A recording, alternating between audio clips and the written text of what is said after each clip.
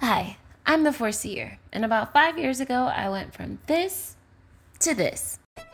Now, I definitely did not get there in a blink of an eye, but this journey has been incredibly fulfilling. Over the last few years, you can definitely see the change in my hair and my locks maturing. This was within 1 year of being locked, and as you can see, you can barely tell my hair is locked.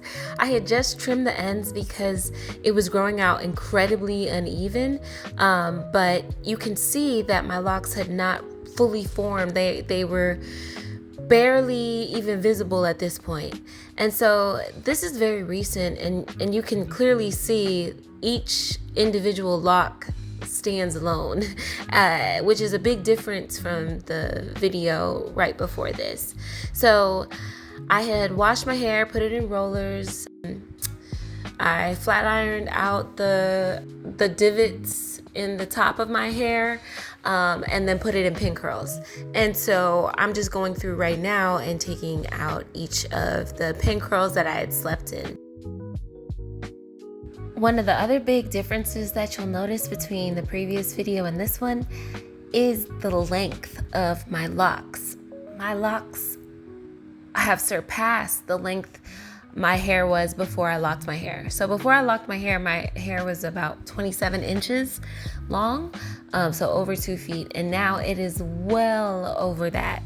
I actually should do a video where I'm measuring it because I have not measured my hair to see how long it is. So I'm getting my tape measure ready for y'all so we can do that video. Since my hair has gotten to these longer lengths, I've noticed about 3 unique things that are different in this stage than things have been in previous stages. The first thing is that there's less maintenance in between my retightenings. And there's less maintenance with my locks in between retightenings because my locks have formed. I used to have to really be mindful of budding and bunching.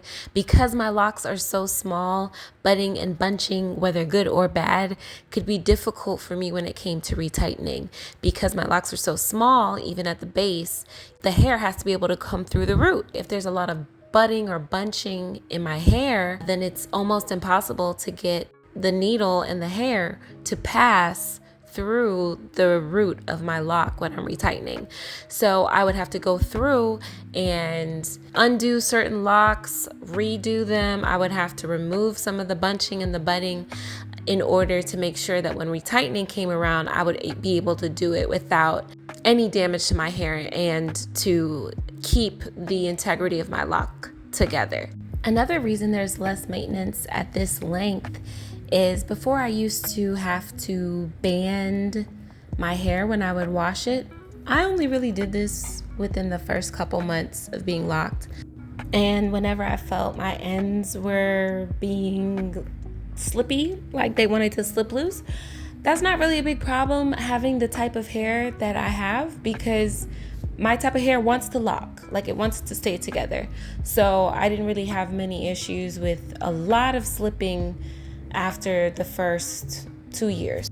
Also, within the first few years, when I would be retightening or at times in between retightening, I would often be rebraiding the ends of my hair.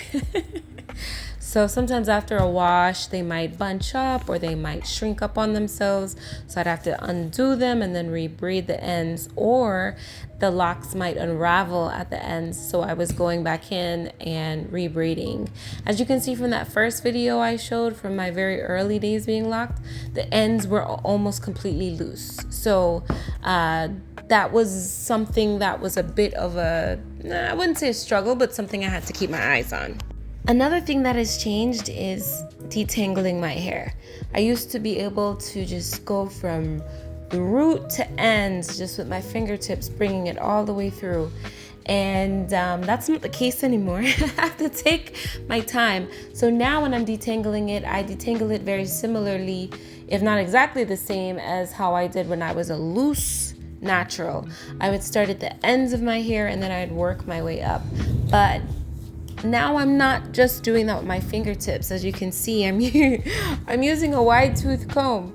Now the trick here is to use a wide tooth comb because you don't want to go in and pull any of your locks together, like snag it at the wrong point. You also have to be very, very mindful and slow with it because you don't want to disrupt the integrity and the strength of your lock by getting in between one of your locks. So I just take my time, I go in sections, I start at the bottom and then I work my way up. Now, after I finished combing through my locks, now I'm able to use my fingers and go from, run through my locks like a comb, like my fingers are a comb. So that's been one of the biggest shifts as well. And lastly, longer hair is going to be heavier. Now, my hair is very light, but it's heavier than it was when it was shorter. So for the very, very, very tiny locks, I've been going in and combining them just to ensure that there's no strain on the roots so that they can maintain their strength and integrity. There aren't many of them because I was very mindful of this when I was installing the locks, but it's something I have been taking note of. And I wanted to just pop this video in so you can see a better view of the length because I don't have any curls in my hair here. Well, thank you so much for joining me today. I hope you enjoyed this 5-minute update. Feel free to leave a like and subscribe if you are being called to do so. We got so many more things coming down the pipeline. Sending you my 4C love. Bye.